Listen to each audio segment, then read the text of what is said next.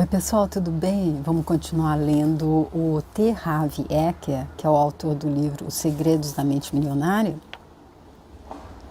Ele então que está trazendo esses segredos porque ele próprio colocou em prática esses segredos que foram passados a ele. Ao início dos segredos foram passados a ele ali por um milionário que ele encontrou quando ele estava totalmente quebrado, ele estava sem dinheiro nenhum. Ele morava ali no porão da casa dos pais dele, onde ele chamou de a suíte do andar de baixo. E aí ele recebeu as primeiras dicas dessa pessoa, colocou em prática, transformou a vida dele da falta de escassez para abundância e prosperidade em todos os setores, se tornou milionário, quase assim pode-se dizer da noite para o dia, porque foi em um espaço muito curto. E aí ele transformou tudo isso aqui em livros, em seminários, e disse que já ensinou como sair da escassez para milhões de pessoas, ou milhares de pessoas. E aí então ele está dizendo aqui no último vídeo, ele estava falando sobre as pessoas de mentalidade pobre e de mentalidade rica, já que o livro Segredos da Mente Milionária, então o que faz a diferença não é se a pessoa, onde a pessoa nasceu, o que é, qual é a descendência da pessoa, não é nada disso, não é a aparência, não é nada, é apenas a mente, de acordo com ele. O rico pensa de uma forma, aquele que está fadado a ser fracassado pensa de outra forma. E aí ele diz o seguinte no vídeo anterior: em vez de assumirem a responsabilidade pelo o que acontece na própria vida, as pessoas de mentalidade pobre preferem se colocar no papel de vítimas. Um pensamento típico de quem apresenta esse padrão é: pobre de mim. E aí ele diz: repare que eu disse que elas se colocam no papel de vítima e não que elas sejam vítimas. Realmente elas se colocam no papel, porque ele já disse anteriormente que não há ninguém que seja vítima. Todos podem ser bem-sucedidos. Basta a pessoa então estar fazendo a modificação necessária ali na raiz, que são os pensamentos, que é a mente. E aí ele diz: nos meus seminários sempre há participantes. Não, peraí. Ele disse assim, então: sendo assim, como é que você sabe quando alguém está se fazendo de vítima? A resposta é: uma vítima deixa 3 pistas óbvias. Foi assim então que terminou. Nós lemos a primeira pista, que é a culpa é dos outros, e aí eu li o início da segunda pista, que é sempre há uma justificativa. E aí eu terminei o vídeo anterior quando ele dizia assim, nessa segunda pista: eu lhe pergunto, você acha que se disser ao seu marido, ou à sua mulher, seu namorado ou namorada, que eles não são assim tão importantes, algum deles ficaria muito tempo com você? Acredito que não. Tampouco o dinheiro ficaria. Porque ele está dizendo que sempre as pessoas, a segunda pista sempre há uma justificativa para se estar quebrado, para não se ter dinheiro. E aí ele diz, quando a pessoa não está culpando alguém, ela trata de racionalizar ou justificar a situação dizendo algo do gênero: dinheiro não é assim tão importante. E aí é por isso que ele traz isso para o nosso dia a dia. Se a gente diz para alguma pessoa do nosso convívio ali que ela não é tão importante, será que ela vai querer ficar com a gente? E se a gente deixa uma pessoa ali do nosso convívio saber que a gente acha que ela é suja, será que ela vai querer ficar com a gente? Tá? Então vamos continuar a leitura, tá bom? Nos meus seminários, sempre há participantes que vêm me dizer: sabe, Rav, dinheiro não é tão importante assim. Eu os olho diretamente nos olhos e respondo: você está sem dinheiro? Em geral, eles desviam o olhar para os próprios pés e respondem, cabisbaixos, qualquer coisa como: bem, nesse momento estou com alguns problemas financeiros, mas... Eu digo então: o problema não é neste momento. Você sempre esteve na pindaíba ou muito perto disso, não é mesmo? A essa altura, eles geralmente balançam a cabeça concordando e retornam pesarosamente aos seus lugares, dispostos a escutar e a aprender. percebendo por fim o resultado desastroso que esse pensamento tem ou teve sobre a vida deles. Então, é o pensamento que cria a nossa realidade. Então, aqui ele trazendo um exemplo. Se eu digo, não, o dinheiro não é assim tão importante, aí, poxa, quando eu tiver, não vou ter dinheiro, o dinheiro não vem para mim, não é importante, ele não vem, ele não se sente valorizado, digamos. É como aquele ditado também que diz, o macaco, quando a banana está muito alta, ele diz, mas ainda está verde, uma coisa assim, não é? Porque ele não alcança.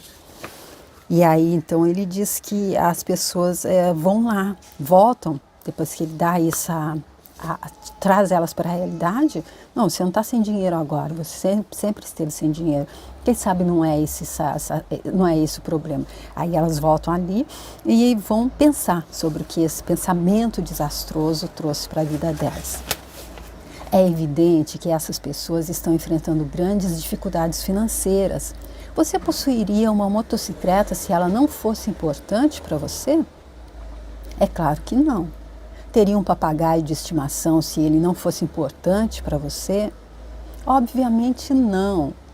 Da mesma forma, se na sua opinião o dinheiro não é tão importante assim, você simplesmente não terá nenhum. Porque eu acho que esse pensamento vem daquela crença limitante que rico não é bom, que é mais fácil passar um camelo no buraco da agulha do que rico entrar no céu, né? Como será que as pessoas e o que elas iam pensar de mim se soubesse que eu quero dinheiro? Aí então a gente diz, dinheiro não é tão importante, ou só o mínimo. Eu conheço uma pessoa que sempre diz, eu sempre tenho, quando eu preciso eu sempre tenho. Seria uma dessas formas de estar negando, né, aquela natureza que ele está dizendo que é óbvia, que todos nós viemos em busca de prosperar, porque o dinheiro ele não busca, ele não traz a felicidade, mas ele manda buscar. Ele faz parte também de todos, essa é uma energia que movimenta todos os outros campos da nossa vida e todos os nossos corpos. Como ele já disse no passado, a maioria dos divórcios são causadas por brigas por dinheiro. Teve até um exemplo aqui da pessoa que ficou traumatizada, que quando ela era jovem, ela viu o próprio pai tendo um enfate, brigando por causa de dinheiro com a mãe dela. Então, essas crenças que nos limitam financeiramente acabam limitando todos os outros setores da nossa vida. E se nós somos seres divinos, fazendo uma experiência humana e ali sendo alimentados, tendo dentro de nós, fazendo essa experiência centelha divina, então não é possível que Deus quisesse fazer essa experiência através de alguns, contudo, o autor do livro A Ciência de Ficar Rico, ele diz que Deus só pode experienciar quando nós temos condição de ter tudo, quando nós temos condição de acessar todas as coisas. E se a gente só tem essa condição, como os Abrahams dizem, primeiro a gente tem que fazer para poder ter. Então é quando a gente quando a gente consegue então estar limpando essas crenças limitantes, estar entregando o ovo do cuco para ele próprio chocar. Vou explicar sem meias palavras. Toda pessoa que diz que dinheiro não é importante, não tem dinheiro nenhum. Os ricos entendem a importância do dinheiro e o lugar que ele ocupa na sociedade. Quem tem a mentalidade pobre, por sua vez, valida a sua própria inépcia financeira com comparações irrelevantes. Essa pessoa afirma: o dinheiro não é mais importante do que o amor. Essa é uma comparação equivocada, está dizendo o Rav. O que é mais importante, o seu braço ou a sua perna? É óbvio que ambos têm importância. Ou seja, aquele dizendo, chegando ali naquilo que eu estava dizendo antes, é tudo holístico, é tudo ligado, é tudo interligado. Então é óbvio que nós precisamos ter amor para viver nessa realidade, mas é óbvio que, como diz, quando a falta entra pela porta, o amor sai pela janela. Então é tudo interligado. Então a gente não precisa dizer, então eu posso escolher entre um braço e uma perna. Não, a gente precisa dos dois para sermos completos e poder fazer essa experiência humana da forma mais abrangente, mais completa possível, que eu tenho certeza que é isso que Deus escolhe através da gente. O dinheiro é essencial nas áreas em que produz resultados e insignificante nos campos em que não tem utilidade. E, embora o amor possa fazer o mundo girar, esse sentimento certamente não paga a construção de hospitais, igrejas e casas. E também não enche a barriga de ninguém. Já ouvi esse ditado também, o amor não enche barriga. Então, ele aqui trazendo, mostrando por A mais B como é que a gente precisa dos dois. E aí ele repete, o dinheiro é extremamente importante nas áreas em que produz resultados e insignificante nos campos em que não tem utilidade. E aí eu acredito que é a mesma coisa com o amor, porque ele está dizendo aqui, o amor pode fazer o mundo girar, ele pode ser porém, esse sentimento certamente não paga a construção de hospitais, igrejas e casas. Eu posso ter um terreno ali vazio e eu estou dando todo o amor possível, exalando amor para todos os meus poros, que eu não vou conseguir com isso chegar ali na casa de material de construção e ficar enviando amor para o dono que ele vai me dar o material. Não, eu preciso dar dinheiro para ele, ele me dá o material e eu posso construir a casa. Nenhum rico acredita que o dinheiro não é importante. E caso eu não tenha sido convincente o bastante, e você ainda pense que, de alguma forma, o dinheiro é insignificante, você não deve ir bem financeiramente e continuará assim enquanto não erradicar esse arquivo negativo do seu modelo de dinheiro. Ele, então, como disse, nessa segunda parte do livro, ele iria nos ensinar como erradicar esses arquivos negativos do nosso modelo de dinheiro. Então, o que ele está trazendo agora, por enquanto, é nos conscientizar de que a gente tem esses modelos negativos. Se a gente não está na situação financeira que a gente gostaria, e com certeza os outros setores da nossa vida também estão ali meio capenga, então é porque a gente tem essas crenças limitantes. E aí ele diz que ele vai, por enquanto ele está nos mostrando, nos conscientizando disso, e aí ele diz que vai passar ali os 17 passos, então, princípios para que a gente possa estar erradicando esse arquivo do nosso modelo de dinheiro. Porque ele diz que toda a diferença entre a pessoa rica e a pobre é o modelo de dinheiro que ela tem ali nos arquivos internos dela.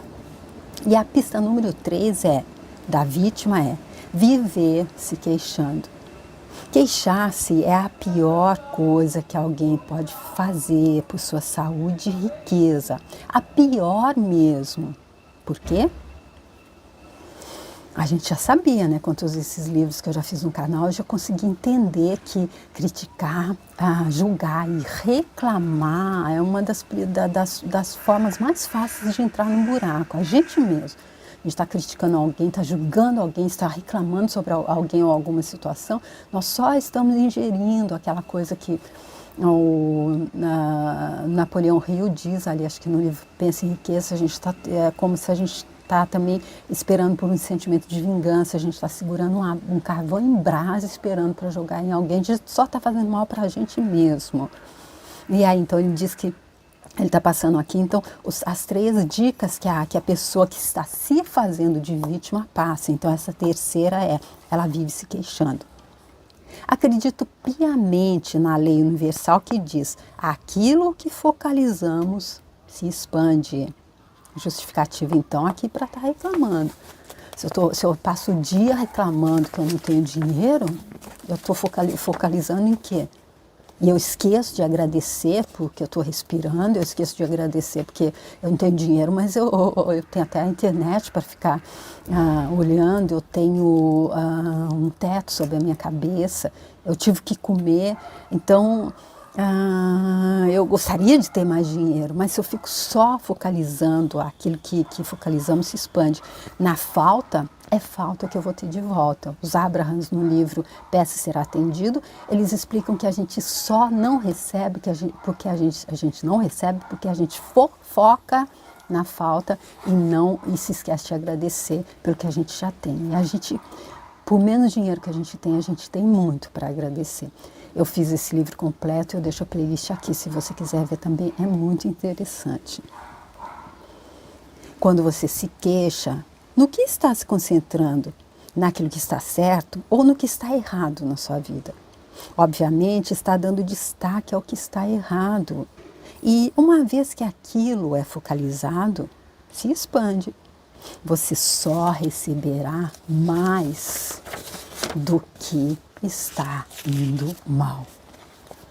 E como substituir isso?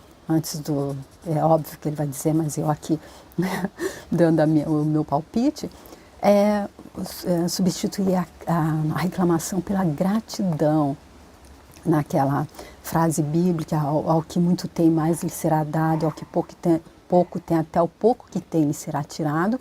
Eu acreditava que era injusta, até que lendo um livro ali da Rhonda Byrne, eu vi a magia dela, eu fiz também, eu deixo aqui no canal se você quiser ver. Ela explica ali o que falta nessa frase é a palavra gratidão. Ao que muito tem gratidão, mais lhe será dado. É o que pouco tem gratidão, aquele que não reconhece nada que tem, só reclama do que não tem, da falta do que não tem, até o pouco que tem lhe será tirado. Ou seja, é como se fosse escoando. Quanto mais ele reclama, mais ele fica sem. E aquele que agradece, quanto mais ele agradece, mais ele recebe. Muitos professores da área do desenvolvimento pessoal falam sobre a lei da atração. E essa lei diz que os iguais se atraem. Isso quer dizer que quando alguém reclama, está na realidade atraindo coisas ruins para a própria vida. Ou seja, olha aqui, a lei da atração, ela diz, é atração. Os iguais se atraem, e isso aqui está entre aspas, essa expressão. Então, o que eu quero atrair? Se eu só penso e reclamo da falta, o que eu quero atrair? É bem óbvio, né? A pessoa que se queixa torna-se um imã de coisas ruins, vivo e pulsante, ou seja, olha que força, torna-se um imã, atrai tudo que é coisa ruim. Eu vi o Dr. Haroldo Dutra Dias dizer em um vídeo dele também que quem tem o inferno nos olhos vê o diabo em tudo que olha, ou seja, quem só fala do que está feio, do que está sujo, quem só vê o lado ruim das coisas, o lado negativo das coisas, vai só ter mais disso para ver. Quem só reclama da falta, vai só ter mais falta para reclamar. Você já reparou como costuma ser difícil a vida das pessoas que vivem se lamentando? Parece que tudo que pode dar errado lhes acontece. Elas dizem: é claro que eu reclamo, olha só como minha vida é uma droga. Agora que você já sabe mais sobre esse assunto, poderá explicar. Não, é exatamente porque você se queixa que a sua vida é uma droga. E aí a gente pode até fazer quem sabe isso que ele está falando não é tudo balela, né? Por que a gente então não passa, quem sabe, só um tempo? A gente começa a fazer nos primeiros 10 minutos. Nesses 10 minutos eu não vou criticar, julgar nem reclamar. Consegui, passei 10 minutos. Agora mais 10 minutos. Agora um dia, agora 2 dias. Vamos ver se não muda alguma coisa. Se não mudar mesmo, se eu não começar a agradecer, especialmente a Catherine Ponder, ela fala um pouco sobre isso no livro As Leis Dinâmicas da Prosperidade. Eu fiz também, eu deixo a playlist aqui se você quiser ver. Deram 2 playlists, porque o livro é bem grande. E sobre aquilo de agradecer quando a gente vai pagar uma conta, por exemplo. muitas vezes a pessoa que atrai mais falta é aquela que também paga as contas reclamando, com raiva, ela não queria ter que dar o dinheiro que ela tem para pagar aquela conta, esquecendo de agradecer que aquela conta, por exemplo, a conta de luz, foi quem deu a ela a possibilidade de estar assistindo a televisão, de estar vendo a novela, de estar usando o WhatsApp, de estar usando a internet, de estar vendo todos os vídeos ali do TikTok. Então, ela esquece de agradecer por isso, ela não gosta de pagar a conta do gás, mas ela esquece que foi isso que proporcionou a ela poder fazer uma comida quentinha. Então, isso faz parte da mentalidade daquela pessoa que só reclama da falta. E aí, então, quem sabe como diz, nesse experimento, também a gente pagar as contas com agradecimento. Ai, que bom que eu tenho essa conta de luz para pagar, que eu tenho essa conta de aluguel para pagar, porque foi isso, por isso me proporcionou ter uma casa para morar, isso me proporcionou ter algum conforto que a eletricidade traz. Que bom que eu estou pagando, muito obrigada porque eu estou conseguindo pagar. E aí a gente vai ter mais da próxima vez para pagar e ainda sobrar. Eu acredito que é isso que está aqui, incutido aqui no que ele está tentando passar. E isso remete a outro ponto. Você tem que fazer questão absoluta de não ficar na companhia de pessoas que vivem reclamando. Se tiver uma grande necessidade de estar perto de uma delas, não se esqueça de se proteger com um guarda-chuva de aço. Do contrário, a coisa ruim que era destinada a ela vai cair em cima de você também. Uau! Aqui pegou, né? Porque quando depende só da gente, a gente até faz, mas aí se depende do outro, aí já fica mais difícil. Então, tomara que ele ensine como é que faz para se colocar um guarda-chuva de aço em torno da gente, para não respingar toda essa, como que fala, essa vibração de falta e escassez que a pessoa que está próxima da gente está emitindo, que aí pode, como ele diz, cair em cima da gente também. Vamos ver se ele vai explicar no próximo vídeo, então. Eu te agradeço muito por ter vindo aqui comigo até agora. Estou adorando esse livro, espero que você também esteja. E espero te ver para dar continuidade. Se você quiser curtir, compartilhar e comentar esse vídeo, eu te agradeço muitíssimo. Se você quiser entrar lá no meu canal e ver os outros livros que eu tenho lá, e estando lá, quiser se inscrever também, muito obrigada. Até o próximo vídeo. Tchau!